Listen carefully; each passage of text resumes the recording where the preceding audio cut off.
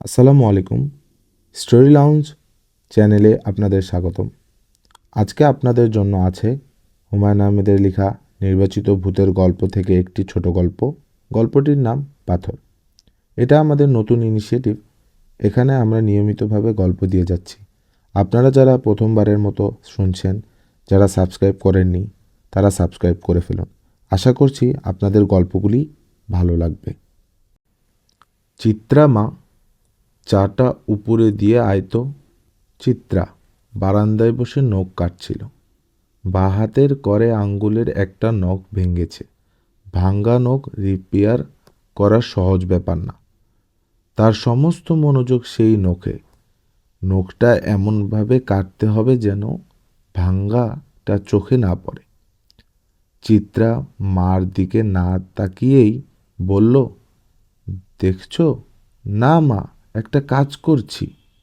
সুরমা বিরক্ত গলায় বললেন, কাজটা 1 মিনিট পরে করলেই হয় না? চিত্রা বলল, হয় না। উপরে চা নিয়ে যাওয়ার চেয়ে আমার কাজটা অনেক বেশি জরুরি। তাছাড়া উপরে চা নিয়ে যেতে আমার ভালো লাগে না। সুরমা অবাক হয়ে বললেন, কেন? জাবেদ চাচা সারাক্ষণ জ্ঞানের কথা বললেন। পড়া জিজ্ঞেস করেন, ইংলিশ ট্রান্সলেশন জিজ্ঞেস করেন। আমার অসহ্য লাগে। তুই তো তার সঙ্গে বেশ হাসি মুখে কথা বলিস। আমি সবার সঙ্গে হাসি মুখে কথা বলি। অপছন্দের মানুষদের সঙ্গে আরও বেশি হাসি মুখে কথা বলি, যাতে তারা বুঝতে না পারে আমি খুব চমৎকার অভিনেত্রী। যাদের সঙ্গে আমি খারাপভাবে কথা বলি, বুঝতে হবে তাদের আমি খুব পছন্দ করি, যেমন তুমি। সুরমা বিরক্ত মুখে চায়ের কাপ নিয়ে চলে যাচ্ছেন। সকাল বেলার এই কাজের সময়ে চিত্রার বকবকানি শোনার কোনো অর্থ হয় না। মেয়েটার কথাবার্তা কাজকর্মের কোনো ঠিক ঠিকানা নেই। বারান্দায় বসে নখ কাটছে। কাটা নখ ছড়িয়ে থাকবে, সে উঠে চলে যাবে। চা ঠান্ডা হচ্ছে। সুরমা উপরে পাঠানোর কোনো ব্যবস্থা করতে পারছে না। কাজের মেয়েটার জ্বর এসেছে। সে কথা মুড়ি দিয়ে কো কো করছে। রশিদকে পাঠিয়েছেন বাজারে। 1 কাপ চা উপরে পাঠানোর লোকের অভাবে নষ্ট হবে। তার মনটা খুঁতখুত করছে। অপচয় তার একেবারেই সহ্য হয় না। তিনি চায়ের কাপে চুমুক দিলেন। চা তার পছন্দের পানীয় না। চা খাবার পর মুখ মিষ্টি হয়ে থাকে। মিষ্টি ভাবটা কিছুতেই যায় না। চিত্রা নখ কাটা শেষ হয়েছে। তার মুখ হাসি হাসি। তার অভিনয়টা ভালো হয়েছে। মা সত্যি সত্যি ধরে নিয়েছে সে জোবেদ চাচাকে খুবই অপছন্দ করে। সামান্য 1 কাপ চাও সে উপরে নিয়ে যেতে রাজি না। অথচ সে ছটফট করছে, কারণ 11টা প্রায় বাজে। এখনও অদ্ভুত মানুষটার সঙ্গে তার দেখা হয়নি। এখন সে চিন্তিত মনে চা নিয়ে উপরে যেতে পারবে। খুব কম করে হলেও 1 ঘন্টা কথা বলতে পারবে। চিত্রা রান্নাঘরে ঢুকল। বিরক্ত বিরক্ত মুখ করে বলল, মা, চা দাও, নিয়ে যাচ্ছি। সুরমা গম্ভীর গলায় বলল, তোকে দিতে হবে না। অন্য একজনের চা তুমি চুপ চুপ করে খেয়ে ফেলেছ। আশ্চর্য! শুধু শুধু কথা বলিস না তো। চিত্রা হঠাৎ গম্ভীর হয়ে বলল, মা শোনো, আমি 1 ঘন্টার জন্য ছাদে যাচ্ছি। ছাদে হাঁটাহাঁটি করব। এই 1 ঘন্টায় কেউ যেন আমাকে বিরক্ত না করে। আর শোনো, তুমি আরেক কাপ চা বানিয়ে দাও। আমি জ্ঞানী চাচার জন্যে নিয়ে যাচ্ছি। তোকে চা দিয়ে আসতে হবে না। অবশ্যই হবে না। না দেয়া পর্যন্ত আমার মনে একটা অপরাধ বোধ কাজ করবে। সারাক্ষণ মনে হবে, আহা, আমার জন্যে বেচারা চা খাওয়া থেকে বঞ্চিত হলো। অপরাধ বোধ থেকে হবে গিল্ট কমপ্লেক্স। সেখান থেকে জটিল জটিল সব মনের রোগ তৈরি হবে। তারপর একদিন দেখা যাবে আমি ছাদ থেকে লাফ দিয়ে নিচে পড়ে গেছি। আমার মাথার ঘিলু চারদিকে ছিটকে পড়ে আছে, ইত্যাদি ইত্যাদি। তুই সারাক্ষণ এত কথা বলিস কিভাবে? ছোটবেলায় তো এরকম ছিলি না। ছোটবেলায় কী রকম ছিলাম? হাবা টাইপের? আর কথা বলিস না তো। তুমি আমার সামনে থেকে সরো তো মা, আমি চা বানাবো। আমার নিজেরা চা খেতে ইচ্ছে করছে। জ্ঞানী চাচার জন্যও 1 কাপ চা নিয়ে যাব। অপরাধ বোধ থেকে মুক্ত হব। ভালো কথা মা। আমার হাতের কাটা নখগুলি সারা বারান্দায় ছড়ানো, কাউকে দিয়ে পরিষ্কার করিও, নয়তো তুমি আমার সঙ্গে খ্যাচখ্যাচ করবে। চুপ কর তো। চিত্রা খিলখিল করে হেসে উঠল। সে চায়ের কাপে চা ঢালছিল। হাসির কারণে চা চারদিকে ছড়িয়ে গেল। ধমক দেওয়ার বদলে সুরমা মুগ্ধ চোখে মেয়ের দিকে তাকিয়ে রইলেন। মেয়েটা এত সুন্দর, পিঠময় চুল ছড়িয়ে সে বসে আছে। ঘর আলো হয়ে আছে। সুরমার বুক ধরফর করতে লাগলো। এত সুন্দর হওয়া ভালো না। মা, কি? তোমার কি ধারণা আমাদের জ্ঞানী চাচা বোকা না বুদ্ধিমান? বোকা হবে কেন? এসব কি ধরনের কথা? একমাত্র বোকারাই সারাক্ষণ জ্ঞানীর মতো কথা বলে। এজন্যই আমার ধারণা তিনি বেশ বোকা। শুধু চা নিয়ে যাচ্ছিস কেন? বিস্কিট নিয়ে যা। আমি বিস্কিট ফিস্কিট নিতে পারবো না। চিত্রা চা নিয়ে উঠে চলে গেল। সুরমা গেলেন বারান্দায় ছড়িয়ে থাকা নখ পরিষ্কার করতে। বারান্দা ঝকঝকে পরিষ্কার, নখের একটা কণাও কোথাও পড়েনি। মেয়েটা কি যে করে! মায়ের সঙ্গেও ফাজলামি। রশিদ বাজারে নিয়ে এসেছে। তিনি বাজার তুলতে গেলেন। রশিদকে দিয়ে একটা প্লেটে করে কয়েকটা বিস্কিটও উপড়ে পাঠাতে হবে। কথাটা মনে থাকলে হয়। তার কিছুই মনে থাকে না। বাজার তুলতে তুলতে আসল কথাটাই ভুলে যাবেন। পুঁই শাকের বড় বড় পাতা আনতে বলেছিলেন। এনেছি কি না কে জানে, হয়তো ভুলে বসে আছে। চিত্রার বাবা ইলিশ পাতুরি খেতে চেয়েছিলেন। সরিষা আনাও দরকার ছিল। পুরনো সরিষায় তিতকুটে ভাব হয়। পাতুরি বানালে জোবেদ সাহেবকে পাঠাতে হবে। ভালো মন্দ রান্নার সময় ভদ্রলোকের কথা মনে হয়, শেষ পর্যন্ত পাঠানো হয় না। আসল সময় ভুলে যান। সুরমার মনে হলো ডায়াবেটিসের সঙ্গে জরুরি বিষয় ভুলে যাবার একটা সম্পর্ক আছে। ডায়াবেটিস ধরা পড়ার পর এরকম হচ্ছে না। আজ জোবেদ সাহেবকে খাবার পাঠাতেই হবে। জোবেদ আলী সুরমাদের 3 তলা বাড়ির ছাদে থাকেন। ছাদে চিত্রার বাবা আজিজ সাহেব বাথরুম সহ একটা ঘর বানিয়েছিলেন, গেস্ট রুম।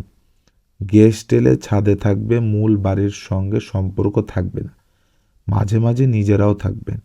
বৃষ্টি বদলার দিনে ছাদের চিলেকোঠায় থাকতে ভালো লাগে। সেই পরিকল্পনা কাজে লাগালো না আজিজ সাহেবের মাথায়। অর্থকারী পরিকল্পনা খেলা করতে লাগলো। ছাদের ঘরটা ভাড়া দিলে কেমন হয়? নির্জন ঝাড় টাইপের ভাড়াটে পাওয়া গেলে প্রতি মাসে হেসে খেলে 2000 টাকা পাওয়া যাবে। বছরে 24,000। 10 বছরে 2,40,000। আজিজ সাহেব 1 রুম ভাড়া হবে এমন একটা বিজ্ঞাপন দিলেন। বর্তমান ভাড়াটে জোবেদ আলী সেই বিজ্ঞাপনের ফসল। ভদ্রলোকের বয়স 53। ইউনিভার্সিটিতে ইংরেজি সাহিত্য পড়তেন। ভালো না লাগায় ছেড়ে দিয়েছেন। বর্তমানে বই পড়া এবং লেখালেখি ছাড়া কিছুই করেন না। এই প্রসঙ্গে জিজ্ঞেস করলে হাসি মুখে বলেন, যেভাবে বেঁচে আছি এইভাবে আরও 10 বছর বেঁচে থাকার মতো অর্থ আমার আছে। 10 বছরের বেশি বেঁচে থাকবো বলে মনে হয় না। যদি বেঁচে থাকি তখন দেখা যাবে। আদর্শ ভাড়াটে বলে যদি পৃথিবীতে কিছু থেকে থাকে জোবেদ আলী তাই। তিনি কোথাও যান না, কেউ তার কাছে আসে না। দুপুর বা মধ্যরাতে হঠাৎ টেলিফোন করে কেউ বলে না, আপনাদের ছাদে যে ভদ্রলোক থাকেন জোবেদ আলী, তাকে একটু ডেকে দিন না। শুরুতে আজিজ সাহেব বলে দিয়েছিলেন, ভাই 2 মাসের 2 তারিখে ভাড়া দিয়ে দিবেন। 1 বছর হয়ে গেল জোবেদ আলী তাই করছেন, খামে ভর্তি করে 20টা 100 টাকার নোট দিচ্ছেন। প্রতিটি নোট নতুন, কোন ময়লা নোট বা স্কচ টেপ লাগানো নোট তার মধ্যে নেই। ভাড়াটের নানান অভিযোগ থাকে, এই ভদ্রলোকের কোনো অভিযোগ নেই। একবার পানির মেশিন নষ্ট হয়ে যাওয়ায় 3 দিন পানি ছিল না। তিনি কাউকে কিছু বলেননি। একতলা থেকে বালতি করে পানি এনেছেন। সুরমা দেখতে পেয়ে ছুটে এসেছিলেন। চোখ কপালে তুলে বলেছিলেন, এ কি, আপনি পানি তুলবেন কেন? আমার ঘরে 3টা কাজের মানুষ বলেই পানি তুলে দেয়। জোবেদ আলী বলেছিলেন, ভাবি, আমি নিজেও একজন কাজের মানুষ। সামান্য 1 বালতি পানি উপরে তোলার সামর্থ্য আমার আছে। যেদিন থাকবে না সেই দিন আপনাকে বলবো। আজিজ সাহেব পৃথিবীর কোন মানুষকে বিশ্বাস করেন না, পছন্দও করেন না। তার ধারণা আল্লাহ তাআলা মানুষকে বদ হিসেবে বানিয়েছেন। ভালো যা হয় নিজের চেষ্টায় হয়। কিছুদিন ভালো থাকার পর আবার নিজের বদ ফর্মে ফিরে যায়। সেই আজিজ সাহেবের ধারণা জোবেদ আলী মানুষটা খারাপ না। সুরমা পৃথিবীর সব মানুষকে বিশ্বাস করেন। তার ধারণা জোবেদ আলী মানুষ হিসেবে শুধু ভালো না, অসাধারণ ভালো। শুধু একটু দুঃখী। তা তো হবেই, ভালো মানুষেরা দুঃখী দুঃখী হয়। ভদ্রলোকের একটা মাত্র মেয়ে, ইন্টারমিডিয়েট পড়তে পড়তে বিয়ে করে স্বামীর সঙ্গে চলে গেল ভার্জিনিয়া। বাবা একা পড়ে রইল দেশ। বাবা এবং মেয়ের আর দেখা হবে কিনা কে জানে। সুরমা এক কথায় কথায় জিজ্ঞেস করেছিলেন, আচ্ছা ভাই, স্ত্রী মারা যাবার পর আপনি আবার বিয়ে করলেন না কেন? বিয়ে করলে তো আর এই কষ্টটা হতো না। একা একা পড়ে আছেন, ভাবতেই খারাপ লাগে। ভদ্রলোক হাসি মুখে বলছেন, ভারী এটা একটা বড় ধরনের বোকামি হয়েছে। ব্যাপারটা আপনাকে বলি। আমার মেয়ের জন্মের পরপর স্ত্রী খুব অসুস্থ হয়ে পড়েন। অসুস্থ অবস্থায় এক রাতে আমাকে ঘুম থেকে ডেকে তুলে বলল, শোনো, তুমি আমাকে একটা কথা দাও। যদি আমি মরে টরে যাই, তুমি কিন্তু বিয়ে করতে পারবে না। আমি ঘুমের ঘোরে ছিলাম, বলে ফেললাম আচ্ছা, বলেই ফেঁসে গেছি। বেচারি তার মাসখানেক পরে মারা গেল। আমি ঝুলে গেলাম। হা হা হা হা। সুরমা বিস্মিত হয়ে বললেন, হাসছেন কেন? এর মধ্যে হাসির কি আছে? ঘুমের ঘোরে একটা কথা বললে কেমন ফেঁসে গেলাম দেখেন না, এই জন্যেই হাসছি। ভাই, আপনি বড়ই আশ্চর্য লোক। আমি মোটেই আশ্চর্য লোক না ভাবি। আমি খুবই সাধারণ লোক। বেশি সাধারণ বলেই বোধহয় আশ্চর্য মনে হয়। আপনার স্ত্রী কি খুব সুন্দরী ছিলেন? সুন্দরী ছিল কিনা বলতে পারছি না। তবে অপুষ্টিজনিত কারণে বাঙালি মেয়েদের চেহারায় একটা মায়া মায়া ভাব থাকে। সেই মায়া ভাবটা ডাবল পরিমাণে ছিল, এইটুকু বলতে পারি। তার ছবি আছে আপনার কাছে? আমার কাছে নেই, আমার মেয়ের কাছে আছে। মার সব ছবি তার কাছে। জোবেদ আলীর প্রতি মায়ায় সুরমার হৃদয় দ্রবীভূত হলো। বারবার মনে হলো, ইস, মানুষটার জন্য যদি কিছু করা যেত। যতই দিন যাচ্ছে সেই মায়া বাড়ছে। চিত্রা চায়ের কাপ হাতে জোবেদ আলী সাহেবের ঘরের জানালার কাছে দাঁড়িয়ে আছে। সে তার নিচের ঠোঁটটা কামড়ে ধরে আছে। তার কপালে ঘাম। সে এক ধরনের অস্থিরতা বোধ করছে, যে অস্থিরতার কারণটাও তার কাছে ঠিক স্পষ্ট নয়। জোবেদ আলী চৌকিতে বসে আছেন, তার পিঠ দেয়ালে, পরনে লুঙ্গি ও ফুল হাতা শার্ট। ভদ্রলোকের অনেক বিচিত্র অভ্যাসের একটি হচ্ছে ফুল হাতা শার্ট ছাড়া তিনি পরেন না। চিত্রার মনে হলো, ইস, ইনাকে কি সুন্দর লাগছে। এটা মনে হবার জন্যে সে লজ্জিতও হলো না, অপ্রস্তুত বোধ করলো না। অথচ প্রথম দিন মানুষটাকে দেখে খুব রাগ লেগেছিল। বাইরের উটকো একজন মানুষ ছাদের ঘরে পড়ে থাকবে, যখন তখন ছাদে আসা যাবে না, বৃষ্টিতে ছাদে গোসল করা যাবে না, বাবার সঙ্গে এই নিয়ে তর্ক করা যাবে না। বাবার কথার মাঝখানে তাকে থামিয়ে বলবেন, যা বোঝো না তা নিয়ে তর্ক করবে না। তোমার অভ্যাস হয়েছে, তোমার মার মতো না বোঝে তর্ক। চিত্রা বাবাকে বলেনি জোবেদ নামের মানুষটাকে কিছু কঠিন কথা শুনতে গেছে। কঠিন কথাও ঠিক না, অবহেলা সূচক কিছু কথা, যা থেকে মানুষটা ধরে নিবে এখানে তার বাস সুখকর কিছু হবে না। লোকটা চেয়ারে কত কাত হয়ে শুয়ে বই পড়ছিল এবং পা নাচাচ্ছিল। চিত্রাকে দেখে পা নাচানো বন্ধ করল না, বই থেকেও চোখ তুলল না। গম্ভীর গলায় বলল, কেমন আছো চিত্রা? লোকটার পক্ষে তার নাম জানা বিচিত্র কিছু না। নাম তো জানতেই পারে, হয়তো কাউকে জিজ্ঞেস করে জেনে নিয়েছে। তারপরেও প্রথম আলাপেই পরিচিত ভঙ্গিতে জিজ্ঞেস করা, কেমন আছো চিত্রা, খুবই আশ্চর্যজনক। এসো, ভেতরে এসো। দরজা ধরে দাঁড়িয়ে আছো কেন? দরজা ধরে দাঁড়িয়ে থাকাটা খুবই অলক্ষণ। অলক্ষণ কেন?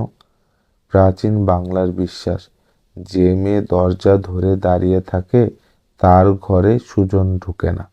চিত্রা দরজা ছেড়ে এসে ঢুকলো এবং বেশ সহজভাবেই চৌকির উপর বসলো। জোবেদ আলী নরম গলায় বললেন, পরীক্ষা কেমন হয়েছে? ভালো, শুধু ইংরেজিটা খারাপ হয়েছে। ইংরেজি খারাপ হলে কিছু যায় আসে না, ইংরেজি বিদেশি ভাষা। বাংলাটা ভালো হলেই হলো। ইংরেজি খারাপ হওয়া ক্ষমা করা যায়, বাংলা খারাপ হওয়া ক্ষমার অযোগ্য। আমরাও বাংলাও খারাপ হয়েছে। সে কি? আসলে আমার সব পরীক্ষাই খারাপ হয়েছে, তবে বাসায় কাউকে কিছু বলিনি। বাসার সবাই জানে আমার সব পরীক্ষা ভালো হয়েছে, শুধু ইংরেজিটা একটু খারাপ হয়েছে। আমি যা বলি সবাই আবার তা বিশ্বাস করে, কারণ আমি হচ্ছি খুব ভালো অভিনেত্রী, তাই নাকি? জি। মাঝে মাঝে আমার নিজের অভিনয় দেখে মনে হয় আমি সুবর্ণা মুস্তফার চেয়েও ভালো অভিনয় করি। আমার চেহারাটা যদি আরেকটু মিষ্টি হতো তাহলে টিভিতে যেতাম। তোমার চেহারা মিষ্টি না? জি না। বুঝলে কি করে চেহারা মিষ্টি না? আমাকে রাতে কখনো পিঁপড়ায় কামড়ায় না। আমি মিষ্টি হলে রাতে নিশ্চয়ই পিঁপড়ায় কামড়াতো। জোবেদ আলী হো হো করে হেসে ফেললেন। হাসির উচ্ছ্বাসে তার হাত থেকে বই পড়ে গেল। চিত্রা মুগ্ধ হয়ে তাকিয়ে রইল। তার সামান্য রসিকতায় একটা মানুষ এত হাসতে পারে সে কল্পনাও করেনি। চিত্রা বলল, চাচা আমি যাই।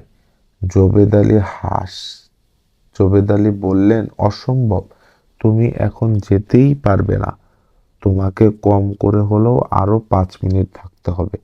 আসলে আজ সকাল থেকে আমার মনটা খুব খারাপ ছিল। তোমার সঙ্গে কথা বলে মনটা ভালো হয়েছে, আর একটু ভালো করে দিয়ে যাও। চিত্রা বলল, আমি কারোর মন ভালো করতে পারি না। আমি যা পারি তা হচ্ছে মন রাগিয়ে দেয়া। যেই আমার সঙ্গে কিছুক্ষণ কথা বলে সেই রেগে যায়। আচ্ছা বেশ, তুমি আমাকে রাগিয়ে দিয়ে যাও, দেখি কেমন রাগাতে পারো। তোমাকে 5 মিনিট সময় দেওয়া হলো। চিত্রা 5 মিনিটের জন্য বসে শেষ পর্যন্ত পুরো 1 ঘন্টা থাকলো। সে আরো কিছুক্ষণ থাকতো, কিন্তু সুরমা রশিদকে দিয়ে ডেকে পাঠালেন। চিত্রার দিকে তাকিয়ে বললেন, এতক্ষণ কি করছিলি? চিত্রা বিরক্ত ভঙ্গিতে বলল, মা শোনো, কাকে আমাদের বাড়িতে এনে ঢুকিয়েছ? সুরমা বললেন, কেন? আমি ভদ্রতা করে দেখা করতে গেলাম, উনি আমাকে ইংরেজি ট্রান্সলেশন ধরলেন। তারপর উপদেশ, তার বক্তৃতা অসহ্য। বাবাকে বলে উনাকে তাড়াবার ব্যবস্থা করবে। মা, ওই লোকের জন্য আমার ছাদে হাঁটা বন্ধ হয়ে গেল। তুই তোর মতো ছাদে যাবি? অসম্ভব। আমি আর ভুলেও ছাদে যাব না। আসলে এক অর্থে চিত্রা ছাদে যাওয়ার সেদিন থেকেই শুরু। তারপর এক রাতে সে আশ্চর্য সুন্দর এবং একই সঙ্গে খুবই ভয়ঙ্কর একটা স্বপ্ন দেখল। সে দেখল সে হাঁটছে, ফুটফুটে একটা বাচ্চা মেয়ের হাত ধরে হাঁটছে। সেই বাচ্চা মেয়েটা জাপানি পুতুলের মতো সুন্দর। জোবেদ আলী নামের মানুষটা বাচ্চা মেয়ের অন্য হাত ধরে আছে। সেই মানুষটা বাচ্চা মেয়েটার বাবা এবং সে মেয়েটার মা। ছি ছি ছি ছি, লজ্জা, কি লজ্জা! মা তো সুন্দর। জোবেদ আলী নামের মানুষটা বাচ্চা মেয়ের অন্য হাত ধরে আছে। সেই মানুষটা বাচ্চা মেয়েটার বাবা এবং সে মেয়েটার মা। ছি ছি ছি, লজ্জা, কি লজ্জা! তার ঘুম ভেঙে গেল। সারা রাত সে জেগে রইল। নিজেকে মনে হচ্ছিল কুৎসিত একটা পোকা। সারা রাত সে একটা পোকার মতোই শরীর গুটিয়ে শুয়েছিল। শুয়ে শুয়েই সে ফজরের আজান শুনল। তার মা ঘুম ভেঙে দরজা খুলছেন তাও বুঝল এবং প্রথমবারের মতো মনে হলো মা রোজ এত ভোরে ওঠে। আশ্চর্য তো! সে নিজেও বিছানা ছেড়ে নামল। দরজা খুলে বারান্দায় গিয়ে দেখে বারান্দার জলচৌকিতে সুরমা নামাজ পড়ছেন। বারান্দার এই অংশটা চিকের পর্দায় ঢাকা, খুব নিরিবিলি। সুরমা নামাজ শেষ করে বিস্মিত হয়ে বললেন, কি হয়েছে? চিত্রা বলল, কিছু হয়নি, ঘুম ভেঙে গেছে। এত সকালে ঘুম ভাঙলো কেন? তুমি এমনভাবে কথা বলছো যেন সকালে ঘুম ভাঙাটা অপরাধ। অপরাধ হবে কেন? সকালে ঘুম ভাঙাটা তো খুব ভালো কথা। ফজরের 2 রাকাত নামাজ পড়ে ফেলিস, দেখবি সারাটা দিন কত ভালো যাবে। শরীর থাকবে ফ্রেশ। আজ থেকে শুরু করো না।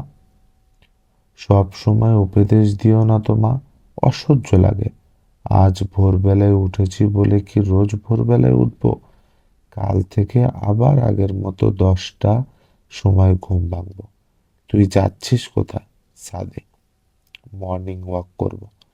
তোর চোখ এমন লাল দেখাচ্ছে কেন? ভোরবেলা সবার চোখই লাল দেখায়, তোমার চোখও লাল। বাম চোখটা বেশি, ডানটা কম। চিত্রা ছাদে উঠে গেল। আশ্চর্য, জোবেদ আলী সাহেব ছাদে হাঁটছেন। তার পরনে ফুল হাতা শার্ট, ধবধবে সাদা লুঙ্গি। শার্টের রং খয়েরি। খয়েরি রঙের খানিকটা মুখে এসে পড়েছে। তাকে কেমন যেন বিষণ্ণ দেখাচ্ছে। চিত্রা খুব সহজ ভঙ্গিতে বলল, ছাদে কি করছেন? জোবেদ আলী বললেন, হাঁটছি। আপনি রোজ এত ভোরে ওঠেন? না, আজ বাধ্য হয়ে উঠেছি। দাঁতের ব্যথায় রাতে ঘুম হয়নি। দেখো গাল ফুলে কি হয়েছে।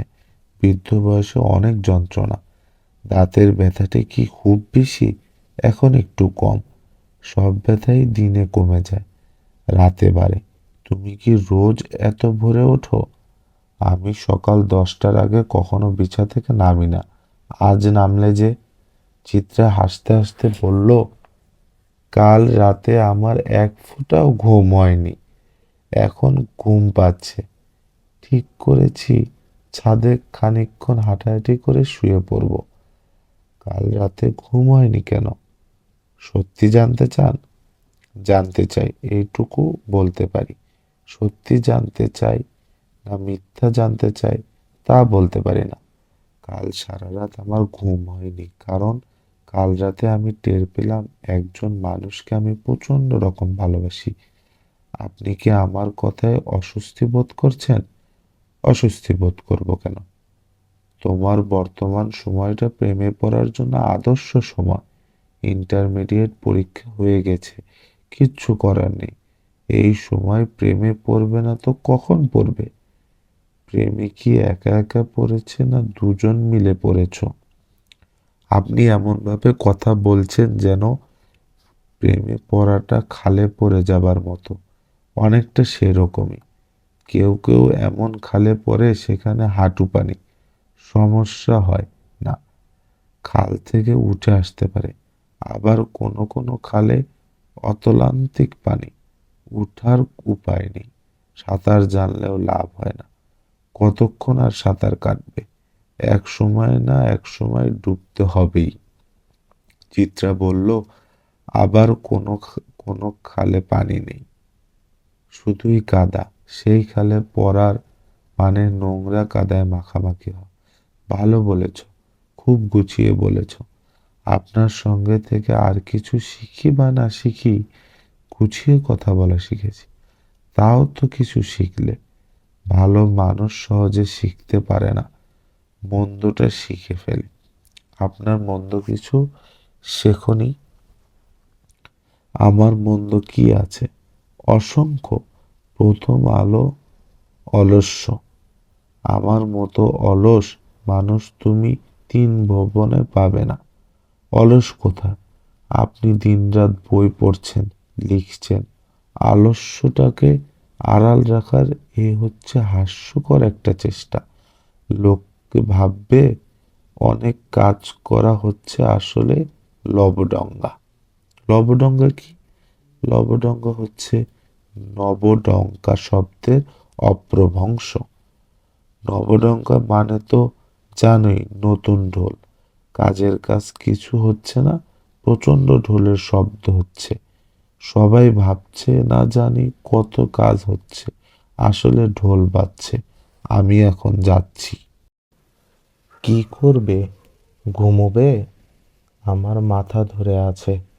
প্রথমে কড়া 1 কাপ চা খেয়ে মাথা ধরাটা কমাবো, তারপর 2টা ঘুমের ওষুধ খেয়ে শুয়ে শুয়ে ভাববো কি করা যায়। কি করা যায় মানে? একটা মানুষকে যে আমি প্রচণ্ড রকম পছন্দ করি, তাকে কি করে সেই খবরটা দেয়া যায় তাই ভাববো। আপনি তো খুব জ্ঞানী মানুষ, আপনার কি কোনো সাজেশন আছে? তাকে চিঠি লিখো, সুন্দর করে গুছিয়ে চিঠি লেখো। অসম্ভব, আমি চিঠি লিখতে পারবো না, আমার লজ্জা লাগবে। মুখে বলা কি সম্ভব? ধরো টেলিফোনে জানিয়ে দিলে। না, আমি তো আর কোনো পথ দেখছি না। আপনার ধারণা চিঠি লিখে জানানোই সবচেয়ে ভালো?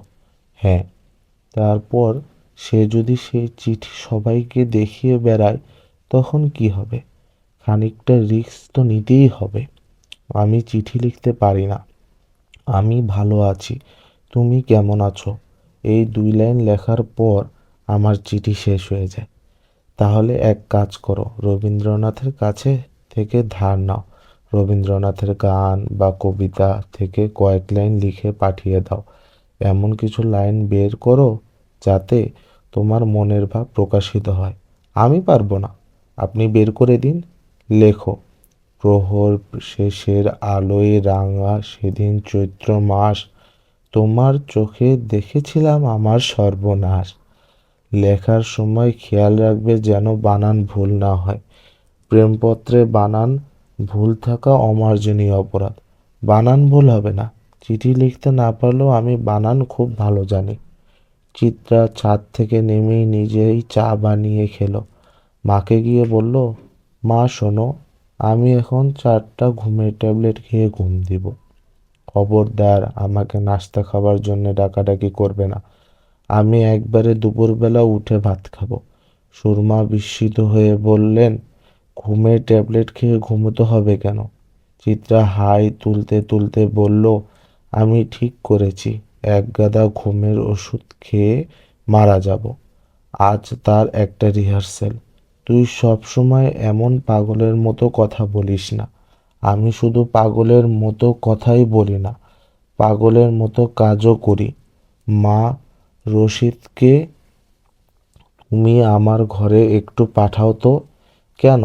কাজ আছে। চিত্রা নিজের ঘরে ঢুকে 4টা ঘুমের ট্যাবলেট খেলো।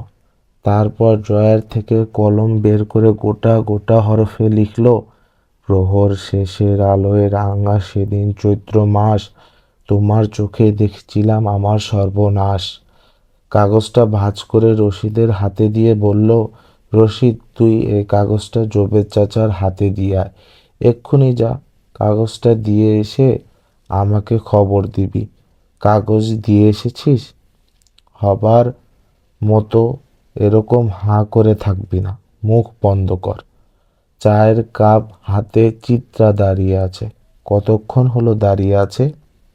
5 মিনিট, 10 মিনিট, নাকি তারও চেয়ে বেশি। চা সম্ভবত ঠান্ডা হয়ে গেছে। ঠান্ডাই ভালো। জবেদ চাচা ঠান্ডা চা খান। চিত্রা তার জীবনে এই প্রথম একটা মানুষ পেল যে ঠান্ডা করে খায়। চিত্রা টুকটুক করে দরজায় দুবার টোকা দিল। জবেদ আলী বই থেকে মুখ না তুলেই বললেন, ভেতরে এসো। 7 মিনিট দেরি হলো যে? দেরি মানে? আমি জানতাম তুমি আমার ঘরে ঠিক 11টার সময় চা নিয়ে আসবে। এখন বাজছে 11টা 7, কাজেই তুমি 7 মিনিট দেরি করেছ। আমি ঠিক 11টার সময় আসবো আপনাকে কে বলল? আমার সিক্স সেন্স বলেছে। উফ, কেন যে মিথ্যা কথা বলেন?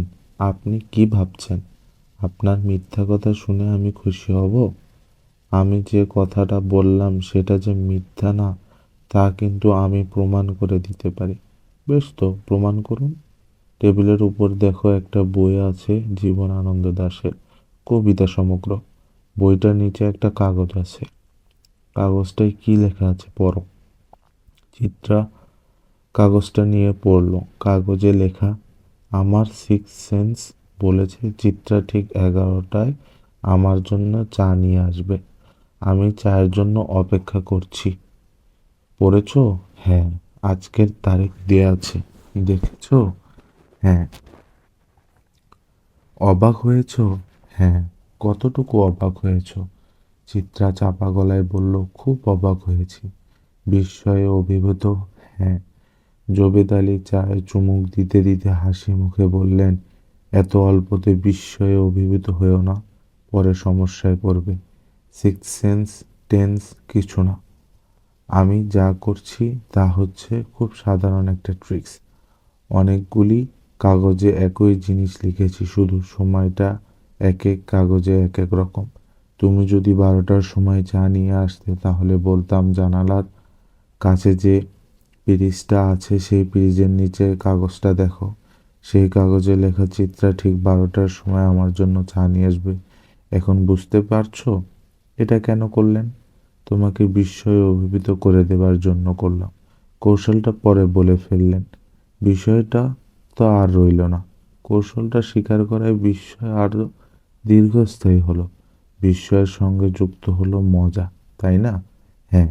গম্ভীর হয়ে আছো কেন? রাগ লাগছে। রাগ লাগছে কেন? আপনার এত বুদ্ধি আর আমার এত কম বুদ্ধি, এই জন্য রাগ লাগছে। তোমার বুদ্ধি কম কে বলল? আমি জানি আমার বুদ্ধি কম। আমি মোটর সাইকেলের মতো ফটফট করে কথা বলতে পারি, কিন্তু আমার বুদ্ধি কম। আমি আমার বুদ্ধি দিয়ে কাউকে বোকা বানাতে পারি না, শুধু মাকে পারি। উনাকে বোকা বানাও? হ্যাঁ। মার ধারণা আপনাকে আমার একেবারেই পছন্দ না, তাই বুঝি? হ্যাঁ। আমার বুদ্ধি কম হলেও আমি আবার ভালো অভিনয় জানি। আমি নানান ধরনের অভিনয় করে মাকে ভুলিয়ে ভুলিয়ে রাখি। মার ধারণা আমি আপনাকে দেখতে পারি না। আসলে পারো? চিত্রা কঠিন চোখে তাকিয়ে রইল। জবেদ আলী টের পাচ্ছেন মেয়েটি রেগে যাচ্ছে। তিনি রাগ কমানোর চেষ্টা করলেন না। মাথা নিচু করে চায়ের কাপে চুমুক দিতে লাগলেন। চিত্রা বলল, আপনার বই লেখা কেমন এগুচ্ছে? ভালো। এখন কি লিখছেন? সৌন্দর্য কি? এই বিষয়ে একটা লেখা। সৌন্দর্য কি? জবেদ আলী হাসি মুখে বললেন, তা তো জানি না। যা জানেন না তার উপর লিখছেন কিভাবে? সৌন্দর্য কি তা যে আমি জানি না সেটাই লেখার চেষ্টা করছি। আপনার কথা বুঝলাম না। সব কথা যে বুঝতে হবে এমন তো না। কথা না বোঝার মধ্যেও আনন্দ আছে। আমি এখন চলে যাব। আচ্ছা। আমার মনটা খুব খারাপ। আপনি আমার মন ভালো করে দিন। মন কিভাবে ভালো করব তা তো বুঝতে পারছি না। প্রবন্ধ যেটা লিখছি সেটা পড়ে শোনাবো? না। চিত্রা উঠে দাঁড়ালো, গম্ভীর মুখে বলল, আমি যাচ্ছি।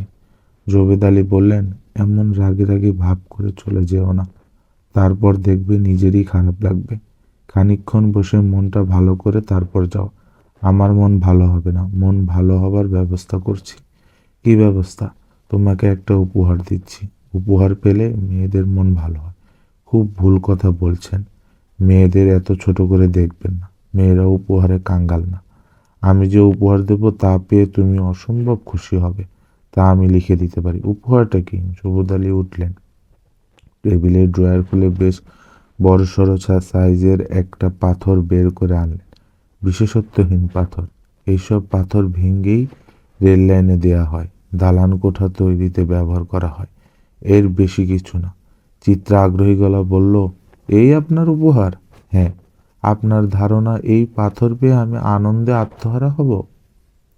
হ্যাঁ, হবে। কারণ এই পাথরে কিছু লেখা আছে। কি লেখা? চিত্রা গম্ভীর আগ্রহে পাথর হাতে নিল। কেন লেখা দেখতে পেল না? সারা পাথরের গায়ে বল পয়েন্টে অসংখ্য গুণচিহ্ন আঁকা।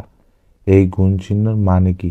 জবেদ আলী সিগারেট ধরাতে ধরাতে হাসি মুখে বললেন, একটা গুণচিহ্ন আঁকাতে দুটো দাগ দিতে হয়। দুটো দাগ মানে দুজন মানুষ, দুটো দুদিকে, তার মানে মানুষ দুজন ভিন্ন প্রকৃতির। একটা জায়গায় দাগ দুটো মিলছে, তার মানে হলো দুটি ভিন্ন প্রকৃতির মানুষ একটা জায়গায় মিলছে, অর্থাৎ একটি ক্ষেত্রে তারা এক অভিন্ন। এরা দুজন দুজনকে পছন্দ করে।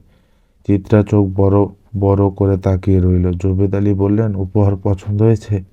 চিত্রা গাঢ় স্বরে বলল, হ্যাঁ। জবেদ আলী বললেন, তুমি বেশ কিছুদিন আগে আমাকে একটা চিঠি পাঠিয়েছিলে। আমি ভেবেছিলাম কোনো দিন সেই চিঠির জবাব দিব। আজ এই পাথর দিয়ে জবাব দিলাম। চিত্রা ধরা গলায় বলল, থ্যাংক ইউ, আমি খুব খুশি হয়েছি। বেশ, তাহলে এখন যাও। আমি এখন সৌন্দর্য বিষয়ে আমার অজ্ঞতা প্রসঙ্গে লেখাটা শেষ করব। চিত্রা পাথর নিয়ে বের হয়ে এলো। সিঁড়ি দিয়ে নামার সময় পাথরটা সে গালে চেপে রাখলো। তার চোখ ভর্তি পানিতে হয়ে আসছে। তোর কোলে এটা কি? চিত্রার মার দিকে না তাকিয়ে সহজ গলায় বলল, পাথর। এর ইংরেজি নাম স্টোন। সুরমা বিস্মিত গলায় বললেন, পাথর কোলে নিয়ে বসে আছিস কেন? চিত্রা এবার মার দিকে তাকালো, শান্ত গলায় বলল, বাংলাদেশ সংবিধানে এমন কোনো ধারা আছে যে পাথর কোলে নিয়ে বসে থাকা যাবে না? সব কথায় তুই এমন পেঁচালো জবাব দিস কেন? সরাসরি জবাব দিতে অসুবিধা কি? রশিদ আমাকে বলল তুই নাকি সারাক্ষণ একটা পাথর নিয়ে ঘুরিস। আমি তার কথা বিশ্বাস করিনি। এখন দেখছি সত্যি। পাথর নিয়ে ঘোরা কোনো বড় অপরাধের মধ্যে পড়ে না মা। পাথর ছুঁড়ে কারো মাথার ঘিলু বের করে দিলে বাংলাদেশ পেনাল কোডের ৩০২ ধারায় মামলা হবে। পাথর তো আমি ছুঁড়ে মারছি না, কোলে নিয়ে বসে আছি। শুধু শুধু পাথর কোলে নিয়ে বসে আছিস বা কেন? আচ্ছা যাও, আমি পাথর রেখে আসছি। অকারণে চেঁচিও না তো মা। চিত্রা পাথর নিয়ে তার ঘরে ঢুকে পড়ল। সুরমা শঙ্কিত চোখে মায়ের দিকে তাকিয়ে রইলেন। শঙ্কিত হবার তার যথেষ্ট কারণ আছে। পাথর নিয়ে চিত্রার বাড়াবাড়িটা আজ না অনেক আগেই তার চোখে পড়েছে। তিনি কিছু বলেননি। ব্যাপারটি কি বোঝার চেষ্টা করছেন? সুরমা এই সংসারে বোকার একটা ভাব ধরে থাকে। সংসার পরিচালনায় এত তার খুব লাভ হয়। বোকাদের সাথে কথা বলার ব্যাপারে সবাই অসাবধানে থাকে, তাতে অনেক সুবিধাও পাওয়া যায়। চিত্রা যে জবেদ আলী নামের আধবুড়ো মানুষটার জন্য পাগল হয়েছে তা তিনি বুঝেছেন চিত্রা বোঝার আগেই। কিন্তু যেহেতু সংসারে তিনি বোকা সেজে থাকেন, সেহেতু চিত্রাকে কিছু বুঝতে দেননি। চিত্রা তাকে ভুলবার জন্য নানা ধরনের অভিনয় করছে, খুব কাঁচা অভিনয়। যখন তাকে বলা হয়, যা তো জবেদ সাহেবকে ১ কাপ চা দিয়ে আয়, কিংবা এই হালুয়াটা দিয়ে আয়, সে বলবে, আমি পারবো না মা, আমার উপরে যেতে ইচ্ছে করে না। তিনি যতই জোরাজুরি করবেন সে ততই না করবে। শেষে নিতান্ত অনিচ্ছায় উঠে যাবে, ফিরবে 1 থেকে 2 ঘন্টা পর। এইসব লক্ষণ খুবই খারাপ। অল্প বয়সে ভালোবাসা অন্ধ গন্ডারের মতো শুধুই একদিকে যায়। যুক্তি দিয়ে, বুদ্ধি দিয়ে, আদর দিয়ে এই গন্ডার সামলানো যায় না। সুরমা আতঙ্কে অস্থির হয়ে আছেন। আতঙ্কটা প্রকাশ করছেন না, পুরো ব্যাপারটা বোঝার চেষ্টা করছেন। সমস্যাটা ভালো মতো বুঝতে পারলে সমস্যার সমাধানের চেষ্টা করা যাবে। সমস্যাটা ভালো মতো বুঝতেও পারছেন না। জবেদ আলী সাহেবের ভূমিকাটা এখানে কি? ভদ্রলোক অতি বুদ্ধিমান। চিত্রার সমস্যাটা তার বুঝতে না পারার কথা না। তিনি কি মেয়েটাকে প্রশ্রয় দিচ্ছেন, না সমস্যাটা সামলাবার চেষ্টা করছেন? একজন দায়িত্বশীল বিচক্ষণ ভদ্রলোক এইসব ব্যাপারে কখনো প্রশ্রয় দেবেন না। তার বড় মেয়ের বয়স চিত্রার চেয়ে বেশি। প্রশ্রয় দিতে গেলে এই কথাটা তার অবশ্যই মনে পড়বে। তবে ভদ্রলোকের নিজের মনেও যদি কোনো রকম দুর্বলতা জমে থাকে, তাহলে তিনি অন্ধ গন্ডারের মতো আচরণ করবেন। পাথরের যে দেবতা, সেও পূজা গ্রহণ করে, মানুষ কেন করবে না? এখন যা করতে হবে তা হলো ভদ্রলোককে বাড়ি থেকে সরিয়ে দিতে হবে। এই কাজটা তিনি করতে পারবেন না। চিত্রার বাবাকে দিয়ে করাতে হবে। তবে চিত্রার বাবাকে আসলে কথা কিছুই বলা যাবে না। মেয়ের পাগলামি মানুষটার কানে গেলে ভয়ঙ্কর কিছু ঘটতে পারে। সুরমা তার সংসারে ভয়ঙ্কর কিছু চান না। সুরমা রাতের খাওয়া দাওয়া পাট চুকিয়ে চিত্রার ঘরে গেলেন। কিছুক্ষণ গল্পগুজব করবেন। গল্প করার ফাঁকে ফাঁকে হঠাৎ অপ্রাসঙ্গিক ভাবে জবেদ আলী সম্পর্কে কিছু কথা বলে দেখবেন মেয়ের মুখের ভাব বদলায় কিনা। দরকার হলে আজ রাতে মেয়ের ঘরে ঘুমোবেন। চিত্রা মশারি কাটিয়ে শুয়ে পড়ার আয়োজন করছিল। চিত্রা মাকে দেখে বলল, কি হয়েছে মা? সুরমা হাই তুলতে তুলতে বললেন, আজ তোর সঙ্গে ঘুমাবো রে মা। আমার সঙ্গে ঘুমাবে কেন? তোর বাবার সঙ্গে ঝগড়ার মতো হয়েছে, এই জন্য। অসম্ভব মা, তুমি আমার সঙ্গে ঘুমোতে পারবে না। তোমার গা থেকে মশলার গন্ধ আসে। কি বলিস তুই? গা থেকে মশলার গন্ধ আসবে কেন? সারাদিন রান্না বান্না নিয়ে থাকো, মশলার গন্ধ তো আসবেই। এখন আসছে হলুদ আর পেঁয়াজের গন্ধ। তাছাড়া মা, 3জনের এক বিছানায় জায়গা হবে না, বিছানা ছোট। সুরমা বিস্মিত হয়ে বললেন, 3জন কোথায়? আমি, তুমি আর পাথর। পাথরটা রাতে আমার সাথে ঘুমায়। পাথর রাতে তোর সঙ্গে ঘুমায়? হ্যাঁ। আমার তো মনে হয় তুই পাগল টাগল হয়ে যাচ্ছিস। পাগল হব কেন? পাথর সঙ্গে নিয়ে ঘুমোলেই মানুষ পাগল হয়ে যায় না। তুমি কি পুতুলের সঙ্গে নিয়ে ছোটবেলায় ঘুমাতে না? পাথরটা হচ্ছে আমার পুতুল। পাথরটাকে তুই গোসল দিস? রশিদ আমাকে বলছিল। রশিদ তো দেখি বিরাট বড় স্পাই হয়েছে। কি করি না করি সব রিপোর্ট করছে। পাথরটাকে তুই গোসল দিস কিনা সেটা বল। দেই। কেন?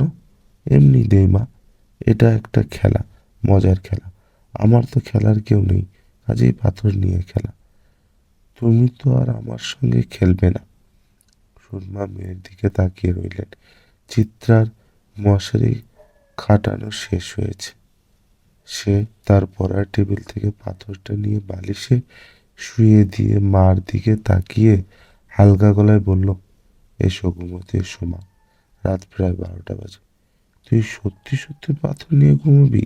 ও, পাথরটা তোকে কে দিয়েছে জবেদ সাহেব? Yes mother. তিনি তোকে খুব স্নেহ করেন। স্নেহ করেন না হাতি? স্নেহ করলে কেউ কাউকে পাথর দেয়? দামি গিফট টিফট দিতে পারে। আর রঙের সেলোয়ার বা পাথর বসানো নেকলেস। পাথরটা দিলেন কেন? উফ মা, চুপ করো তো। তোমার বকবকানির কারণে পাথর বেচারা ঘুমাতে পারছে না। ও ডিস্টারেন্স একেবারে সহ্য করতে পারে না। এই শেষবারের মতো আমি তোমাকে আমার ঘরে ঘুমোতে দিলাম, আর না। চিত্রা ঘুমিয়ে পড়েছে, তার একটা হাত পাথরের উপর রাখা। সুরমা গভীর দুঃখের সঙ্গে লক্ষ্য করলেন, ঘুমের মধ্যেই চিত্রা ফুঁপিয়ে ফুঁপিয়ে কাঁদছে। চোখের জলে বালিশ ভিজে যাচ্ছে। পাথরটা টেনে বুকের কাছে নিয়ে নিল। এ কি সর্বনাশ! সুরমা সারা রাত জেগে রইলেন। জোবেদ আলী বললেন, তোমার কি খবর? চিত্রা হাসি মুখে বলল, আপনাকে বিরক্ত করতে এসেছি। খুব ভালো কথা, বিরক্ত করো। জ্ঞানের কিছু কথা জানিয়ে দিন তো। জ্ঞানের কথা কি জানতে চাও? চাই জ্ঞানের কথা বলতে বলতে আপনি যখন ক্লান্ত হয়ে যাবেন তখন কিছুক্ষণ ভালোবাসার কথা বলতে পারবেন। ভালোবাসার কথাও শুনতে চাও? চাই। আপনি নিশ্চয়ই আমাকে খুব অসভ্য মেয়ে ভাবছেন।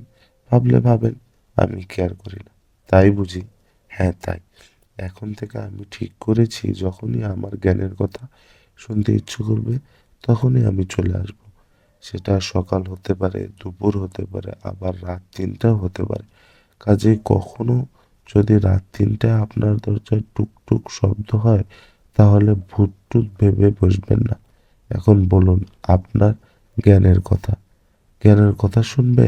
ও, ফেরাউনদের সময়কার হিয়েরোগ্লিফি দিয়ে একটা গল্প বলবো। বলুন। কাগজ কলম দাও, গল্প বলি। গল্প বলতে কাগজ কলম লাগে? এই গল্পে লাগে। গল্পটা হচ্ছে আদি ও মৌলিক গল্প। গল্পের মজাটা হলো চিত্রলিপিতে গল্প শোনার সঙ্গে কি ছবি আঁকা হচ্ছে তা খেয়াল রাখবে। এক দেশে এক রাজা ছিল। রাজার এক রানী ছিল। রাজা ও রানী সুখে বাস করত। একসময় রানী গর্ভবতী হলেন। হঠাৎ রাজা মারা গেলেন। যথাসময়ে রানীর এক সন্তান হলো। একসময় রানীও মারা গেলেন। বেঁচে রইল শুধু রাজকুমার এবং রাজকুমারের মধ্যে রাজবংশের ভবিষ্যৎ বীজ। চিত্রকথায় পুরো গল্পটা হবে। গল্পটা কেমন লাগলো? চিত্রা ক্ষীণ গলায় বলল, অদ্ভুত। জবেদ আলী বললেন, ছবি এঁকে এঁকে বান্ধবীর সঙ্গে এই গল্পটা করবে। দেখবে ওরা খুব মজা পাবে। চিত্রা গম্ভীর মুখে বলল, আমার কোনো বান্ধবী নেই। বান্ধবী থাকলে অবশ্যই এই গল্পটা বলতাম। আচ্ছা, আপনি কি হাত দেখতে পারেন? না, আমার মনে হচ্ছে পারেন। প্লিজ আমার হাত দেখে দিন। অ্যাস্ট্রোলজির দু একটা বই টই পড়েছি, কিন্তু হাত দেখার উপর কোনো বই পড়িনি।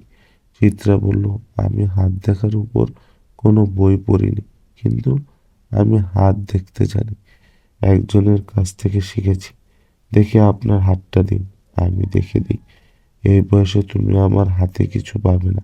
মৃত্যুরেখা পেতে পারো। মৃত্যুরেখার ব্যাপারে আমার কোনো আগ্রহ নেই। আপনার না থাকলেও আমার আছে। জবেদ আলী গম্ভীর গলায় বললেন, হাত দেখে টেখো কিছু না। তুমি আসলে আমার হাত ধরার একটা অজুহাত করছো। আপনার তো বেশি বুদ্ধি, এই জন্য সব আগে ভাগে বুঝে ফেলেন। আপনার হাত ধরতে চাইলে আমি সরাসরি হাত ধরতাম, ভনিতা করতাম না। হাত ধরতে চাও না? চিত্রা অনেকক্ষণ চুপ করে থেকে গাঢ় গলায় বলল, চাই। জবেদ আলী হাত বাড়িয়ে দিলেন। সুরমা ছাদে এসেছিলেন শুকনা কাপড় নিতে। শুকনা কাপড় নেওয়াটা তার অজুহাত। তিনি আসলে এসেছেন চিত্রা কি করছে তা দেখার জন্য। কাপড় তুলতে তুলতে নিঃশব্দ দেখে চলে যাবেন, এই ছিল তার পরিকল্পনা।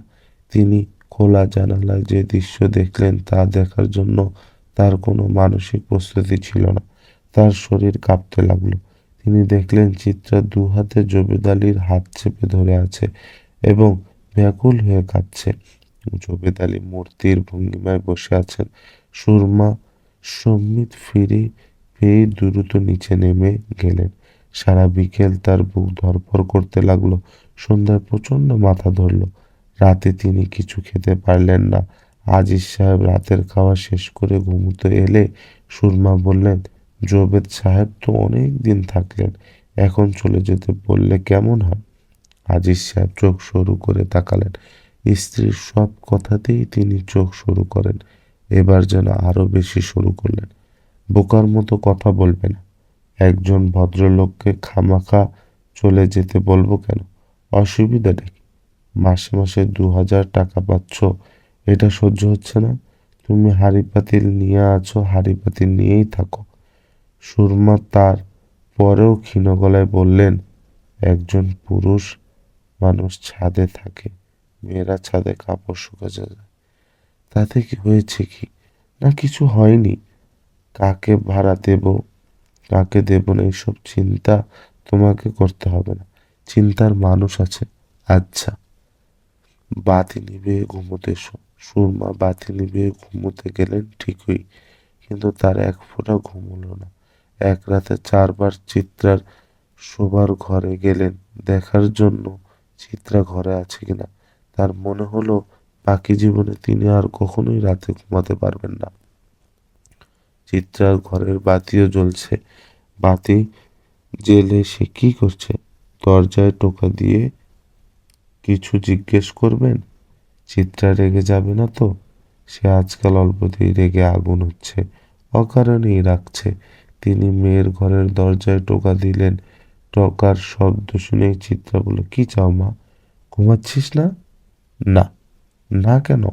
ওর ঘুম ভেঙে গেছে কাজী, আমিও জেগে গেছি। গল্প করছি। কার সঙ্গে গল্প করছি? পাথরটার সঙ্গে। মা দরজাটা একটু খুলতো। সুরমা ভেবেছিলেন মেয়ের দরজা খুলবে না, রাগ করবে। সেরকম হলো না। চিত্রা দরজা খুলল। তার এক হাতে পাথর। মেয়ে কি সারাক্ষণই পাথর হাতে বসে থাকে? সুরমা ক্ষীণ স্বরে বলল, তুই পাথরের সঙ্গে গল্প করছিলি? হুম। পাথর কথা বলতে পারে?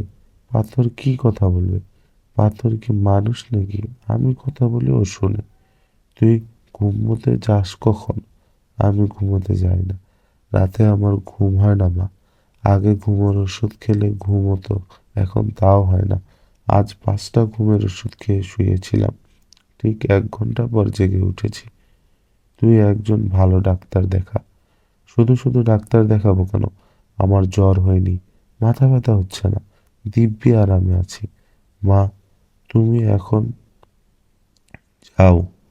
তার সঙ্গে আমার খুব গোপন কিছু কথা আছে, তোমার সামনে বলা যাবে না। তুই শুয়ে থাক, আমি তোর চুলে বিলি দিয়ে দিই। তুমি আমাকে অনেক বিরক্ত করেছ, এখন যাও আর না। তিনি বের হয়ে এসে জায়নামাজে বসলেন। ফরজ ওয়াক্ত পর্যন্ত দরুদ পাঠ করলেন, দুরুদে শেফা। ফজরের নামাজে শেষ করেই তিনি খতমে ইউনুস শুরু করেন। 1,24,000 বার পড়তে হবে দোয়া ইউনুস। ইউনুস নবী এই দোয়া পড়ে মাছের থেকে রক্ষা পেয়েছিলেন। সুরমা যে বিপদে পড়েছেন, মাছের পেটে বাস করা তার কাছে কিছুই না। কিছু কিছু বিপদ থাকে মাকড়সার জালের মতো সূক্ষ্ম, চোখে পর্যন্ত দেখা যায় না, কিন্তু মাকড়সার জালের মতো হালকা না। এই ধরনের বিপদ আপদ থেকে সচরাচর উদ্ধার পাওয়া যায় না। শুধুমাত্র আল্লাহ পাকের অসীম দয়াতেই উদ্ধার সম্ভব। তিনি তো কোনো পাপ করেননি, আল্লাহ পাক কি তাকে দয়া করবেন না? আল্লাহ পাক সুরমাকে দয়া করলেন। এক রোববার ভোরে আজিজ সাহেবের বাড়ির উঠানে লোক লোকারণ্য হয়ে গেল। উঠানে জুবেদ আলী হাত পা ছড়িয়ে পড়ে আছেন, তার মাথা থ্যাতলানো। ঘিলু বের হয়ে চারিদিকে পড়ে আছে। ভয়াবহ দৃশ্য। মানুষটা খুব ভোরবেলা 3তলা ছাদ থেকে লাফিয়ে নিচে পড়ে গেছে। আজিজ সাহেব মাথায় হাত দিয়ে বসে পড়লেন। তার লাভের গুড় পিঁপড়া খেয়ে ফেলল। ঘটনা সামলাবার জন্য পুলিশকে 60,000 টাকা ঘুষ দিতে হয়েছে। পুলিশ ইচ্ছে করলে কৃষ্ণপক্ষের রাতকে চৈত্র মাসের দিন করে ফেলতে পারে। সামান্য আত্মহত্যাকে মার্ডার বলতে তাদের আটকাবে না। সম্পূর্ণ বিনা কারণে তাকে জেল হাজতে বসতে হবে। পুলিশের সমস্যা সামাল দিলেও আজিজ সাহেব ঘরের সমস্যা সামাল দিতে পারলেন না। চিত্রার মাথা পুরোপুরি খারাপ হয়ে গেল। তার কথা অস্পষ্ট হয়ে গেল। কাকে কি বলে না বলে কিচ্ছু বোঝা যায় না। তার খাওয়ার ঠিক নেই, নাওয়ার ঠিক নেই। সারাদিন তার কোলে থাকে পাথর। সে নিজে গোসল করে না, পাথরটা রোজ গোসল দেয়। গুনগুন করে পাথরকে কি যেন বলে। আজিজ সাহেব হতভম্ব গলায় বললেন, এর কি হয়েছে? এরকম করে কেন? সুরমা বললেন, কিচ্ছু না, ঠিক হয়ে যাবে। এত বড় একটা দুর্ঘটনা ঘটেছে, মাথা তো খানিকটা এলোমেলো হবেই। কারো মাথা এলোমেলো হলো না, তার হলো কেন? বাচ্চা মানুষ, ঠিক হয়ে যাবে। পাথর নিয়ে এসব কি করছে? বললাম তো ঠিক হয়ে যাবে, কয়েকটা দিন যাক। ব্যাপারটা কি ঠিক মতো গুছিয়ে বলো তো। ব্যাপার কিছু না। জোবেদ ভাই চিত্রাকে অত্যন্ত স্নেহ করতেন, সারাক্ষণ মা মা ডাকতেন। চিত্রা দেখতেও তার মেয়ের মতো, নিজের মেয়েকে দেখেন না, সেই জন্যে তিনি চিত্রাকে স্নেহ করতেন বলে চিত্রাকে একটা পাথর গালে লাগিয়ে বসে থাকতে হবে। আমি তো কিচ্ছু বুঝছি না। ওই হারামজাদার সঙ্গে আমার মেয়ের কি হয়েছে? তুমি মাথা গরম করো না, সময়ে সব ঠিক হয়ে যাবে। ডাক্তারের কাছে চিকিৎসা তো করানো দরকার, চিকিৎসা করাবো, কয়েকটা দিন যাক। চিত্রার অসুখ সারাতে দীর্ঘদিন লাগলো। এক সকালে সে তার সুটকেসে পাথর ভরে রেখে সহজ গলায় মাকে বলল, মা, নাস্তা দাও, খিদে লেগেছে। সুরমা মনের আনন্দে কেঁদে ফেললেন। তার 2 বছর পর চিত্রার বিয়ে হয়ে গেল এক ডাক্তার ছেলের সঙ্গে। শ্যামলা হলেও ছেলেটি সুপুরুষ, খুব হাসি খুশি, সারাক্ষণ মজা করছে। চিত্রা তার স্বামীর খুব পছন্দ হলো, পছন্দ হবার মতোই ছিলে। চিত্রা মণিপুরি পাড়ায় তার স্বামীর পৈতৃক বাড়িতে বাস করতে গেল। তার জীবন শুভ খাদে বইতে শুরু করলো। 13 বছর পরের কথা। চিত্রা তার মেয়েকে নিয়ে কিছুদিন বাবার বাড়িতে থাকতে এসেছে। চিত্রার স্বামী গিয়েছে ভিয়েনার ডাক্তারদের কাছে কি একটা সম্মেলনে।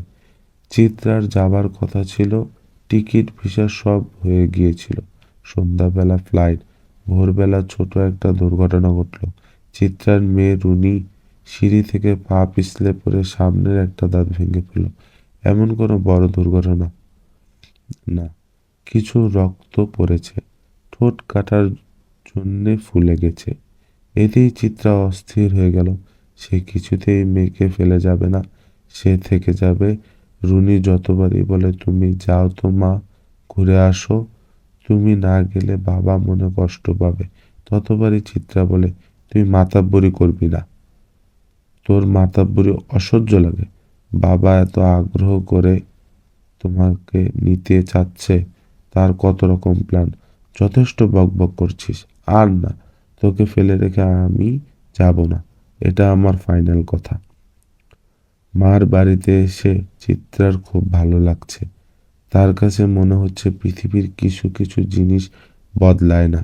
সেই কিছু কিছু জিনিসের একটি হচ্ছে মার বাড়ি। মা বদলে গেছেন। একটা চোখ কিছুই দেখেন না, হাত পা রোগ হয়েছে, পারকিনসনস ডিজিজ, সারাক্ষণই হাত খাবে, কিন্তু মনের দিক থেকে আগের মতোই আছেন। খানিকটা পরিবর্তন অবিশ্বাস্য হয়েছে। আগে বোকার ভাব ধরে থাকতেন, এখন থাকেন না। স্বামীর মৃত্যুর পর বোকার ভাব ধরে থাকার প্রয়োজন সম্ভবত ফুরিয়েছে।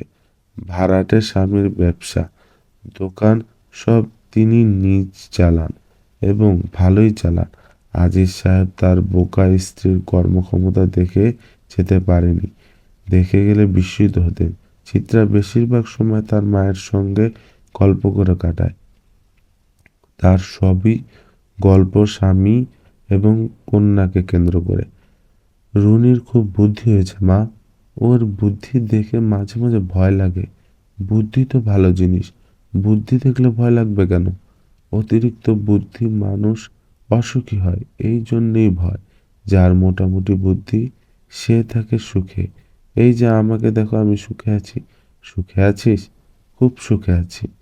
স্বামীর ভালোবাসা পুরোপুরি পেয়েছিস? হুম। ও আমাকে জিজ্ঞেস না করে কিচ্ছু করে না। একদিন কি হয়েছে মা শোনো। ওর স্কুল জীবনের এক বন্ধুর ছেলের জন্মদিনে গিয়েছে। আমরাও যাবার কথা, ভাইরাস জ্বরে ধরেছে বলে যায়নি। ও একা গিয়েছে। রাত 8টায় তার টেলিফোনে বলল, রুনি আমার বন্ধু খুব ধরেছে বাসায় খেতে আসতে। খেয়ে আসবো? আমি বললাম, এ কি রকম কথা? বন্ধু খেতে বলেছে, খেয়ে আসবে, এর মধ্যে জিজ্ঞেস করার কি আছে? অবশ্যই খেয়ে আসবো। টেলিফোনটা যে ধরেছে তারও ইতিহাস আছে। বন্ধুর বাসায় টেলিফোন নেই, কার্ড ফোন থেকে করেছে। সুরমা হাসি মুখে বললেন, গৃহপালিত স্বামী। চিত্রা আনন্দিত গলায় বলল, আমার গৃহপালিত স্বামীই ভালো। পোষ মানাতে পারলে সব স্বামী গৃহপালিত হয়। তুই পোষ মানানোর কায়দা জানিস, আমি জানতাম না। তুমিও জানতে, তুমি সেই কায়দা ব্যবহার করনি। বোকা টাইপের স্ত্রী স্বামীকে গৃহপালিত করে ফেলতে চায়। যাদের খুব বেশি বুদ্ধি তারা চায় না। ঠিক বলিনি মা? মনে হয় ঠিকই বলেছিস। ও 10 দিনের জন্য ভিয়েনা গিয়েছে, কিন্তু মা আমি নিশ্চিত ও 4 দিনের মাথায় ফিরে আসবে। এই নিয়ে আমি 1 লক্ষ টাকা বাজি ধরতে পারি। বাজি ধরবে? পাগল হয়েছিস? বাজি ধরলে আমি হারবো? মনের আনন্দে চিত্রা হাসতে লাগলো। সেই হাসি দেখে সুরমার মন ভরে গেল। তিনিও অনেকদিন পর মন খুলে আসলেন। স্বামীর মৃত্যুর পর এমন আনন্দময় সময় তার জীবনে আসেনি। রাতে শোবার সময় রুনি রহস্যময় গলায় বলল, মা দেখো কি পেয়েছি। এই তাকাও একটু। কি পেয়েছিস? একটা পাথর। এই দেখো মা পাথরটা, গাটা কি স্মুথ। চিত্রা তাকালো। তার শরীর মনে হলো জমে গেছে। শরীরের ভেতরটা জমে গেল, হাত পা কাঁপছে। রুনি বিস্মিত হয়ে বলল, তোমার কি হয়েছে মা? চিত্রা জড়ানো গলায় বলল, পাথর কোথায় পেয়েছিস? খাটের নিচে। তুমি এরকম করছো কেন? চিত্রার মাথা যেন কেমন করছে। সে এসে খাটে বসলো। রুনি বলল, পানি খাবে মা? পানি এনে দেব? হুম। রুনি পানির গ্লাস হাতে এনে দেখে তার মা পাথর কোলে নিয়ে বসে আছে। মার কপালে বিন্দু বিন্দু ঘাম, মুখে রক্ত শূন্য, যেন অনেক দিন কঠিন রোগে ভোগ করে উঠেছে। মা পানি খাও। চিত্রা আগের মতোই জড়ানো গলায় বলল, পানিটা খাইয়ে দাও মা। কথা স্পষ্ট শোনালো। আবার তার পুরনো অসুখটা কি ফিরে এসেছে? পাথরটা কোলে নিয়ে বসে আছো কেন মা? ছোটবেলা আমি এই পাথর নিয়ে খেলতাম। এত বড় পাথর নিয়ে খেলতে? পাথরটাকে গোসল করাতাম, আদর করাতাম, ঘুমাবার সময় সঙ্গে নিয়ে ঘুমাতাম, চুমু খেতাম। কেন? তখন আমার একটা অসুখ হয়েছিল। অসুখটা কি এখনো আছে? না।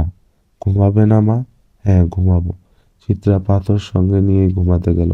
রুনি দেখলো কিন্তু কিছুই বলল না। মাকে তার এখন খুবই অচেনা লাগছে। মনে হচ্ছে মা অপরিচিত একটা মেয়ে যাকে সে চিনতে পারছে না। মাও তাকে চিনছে না। রুনির ভয়ে ভয়ে ডাকলো, মা মা। চিত্রা মেয়ের দিকে থেকে মুখ সরিয়ে অন্য পাশে ফিরল। তার হাতে পাথরটা ধরা। রুনি আবার ডাকলো, মা মা, একটু এদিকে ফেরো। চিত্রা ফিরল না বা জবাবও দিল না। রাত বাড়তে লাগলো। পুরো বাড়ি ঘুমিয়ে পড়লেও চিত্রা ঘুমোতে পারছে না। ঘুম না হবার জন্যে তার কষ্ট হচ্ছে না। ঘর অন্ধকার। পাশেই তার মেয়ে ঘুমোচ্ছে। মাথার উপর ফ্যান ঘুরছে। বারান্দার বাতির খানিকটা আলো এসে পড়ছে বিছানায়। চিত্রা ঘুমোতে তার পরিচিত খাটে। এই ঘরের প্রতিটি জিনিস তার চেনা। তারপরেও সে কেমন অচেনা হয়ে গেছে। মাথাটা কেমন ঝিমঝিম করছে। মনে হচ্ছে সে একগাদা ঘুমের ওষুধ খেয়েছে। চিত্রা। চিত্রা বলল, হুঁ। তুমি কেমন আছো? ভালো। পাশে যে ঘুমেছে সে কি তোমার মেয়ে? হুঁ। কেউ একজন তাকে প্রশ্ন করছে। সে কেউটা কে? পাথরটা কি প্রশ্ন করছে? হ্যাঁ তাই তো, পাথরটা তো কথা বলছে। চিত্রা বিস্মিত হলো না। পাথরটা তার সঙ্গে কথা বলছে, এটা তার কাছে খুব স্বাভাবিক মনে হচ্ছে। সে জবাব দিচ্ছে, এটা অস্বাভাবিক। স্বাভাবিক কেন? সে জবাব দেবে না। চিত্রা, হুম। তোমার সুন্দর সংসার হয়েছে, এটা দেখেও আমার ভালো লাগছে। হুম। আমি জানতাম তোমার সুন্দর সংসার হবে। আপনি মরে গেলেন কেন? মৃত্যু খুব স্বাভাবিক ব্যাপার নয় কি? এভাবে মরলেন কেন? যেভাবেই মরি, মৃত্যু হচ্ছে মৃত্যু। জ্ঞানের কথা ভালো লাগছে না। পৃথিবীর সব কথাই জ্ঞানের কথা। আপনি মরে গেলেন কেন? কেউ একজন ভেবেছিল আমার মৃত্যুতে তোমার সমস্যার সমাধান হবে। হয়েছেও তাই। তোমার এখন আর কোনো সমস্যা নেই। আপনাকে কি কেউ ধাক্কা দিয়ে ফেলেছিল? হুম। আমার তাই মনে হয়েছে। আপনার ডেড বডি উঠানে পড়েছিল, আমি দেখতে যাইনি। ভালো করেছো। দৃশ্যটা অসুন্দর। অসুন্দর কিছু না দেখাই ভালো। কে আপনাকে ধাক্কা দিয়ে ফেলেছিল? যেই ফেলুক, তার উপর আমার কোনো রাগ নেই, আমারও নেই। তারপরেও জানতে ইচ্ছে করে কে। আমি যখন অসুস্থ ছিলাম তখন সব সময় মনে হতো আমি আপনাকে ধাক্কা দিয়ে ফেলেছি। আচ্ছা বলুন তো, আমি কি ফেলেছি? না, তোমার মা ফেলেছিলেন। ও আচ্ছা, তোমার মার উপর আমার কোনো রাগ নেই চিত্রা। আমি তো আপনাকে আগেই বলেছি আমারও রাগ নেই। তোমার মেয়েটি খুব সুন্দর হয়েছে। ওর নাম কি? ওর নাম রেনু। ভালো নাম রেহনুমা। সুন্দর নাম। ওর খুব বুদ্ধি। শুনে ভালো লাগছে Chitra.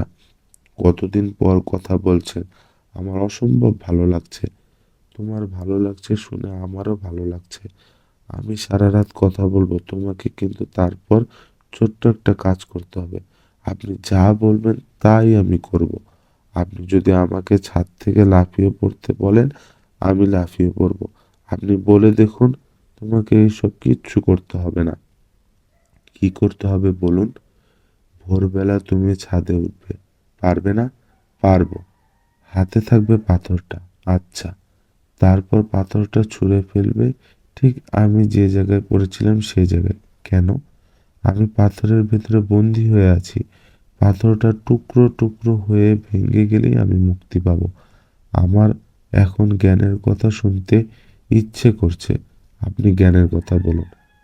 I often see flowers from a passing car that are gone before I can tell what they are. এর মানে কি? রবার্ট ফ্রস্টের একটা বিখ্যাত কবিতার প্রথম দুটি লাইন। জ্ঞানের কথা শুনতে ভালো লাগছে না, অন্য কিছু বলুন। ভালোবাসার কথা বলুন। আচ্ছা, ভালোবাসা কি? রাত শেষ হয়ে আসছে। আকাশে ভোরের আলো ফুটতে শুরু করেছে। চিত্রা পাথর হাতে খুব সাবধানে খাট থেকে নামলো। সুরমা ফজরের নামাজে বসেছিলেন। বিকট শব্দে তিনি নামাজ রেখে উঠে দাঁড়ালেন। ভারী কিছু যেন ছাদ থেকে পড়ল। কে পড়ল? তার বুক ধকধক করছে। সেই ধকধকানি তীব্র হবার আগেই চিত্রা ঢুকলো। সুরমা স্বাভাবিক হলেন। সহজ গলায় বললেন, কিসের শব্দ?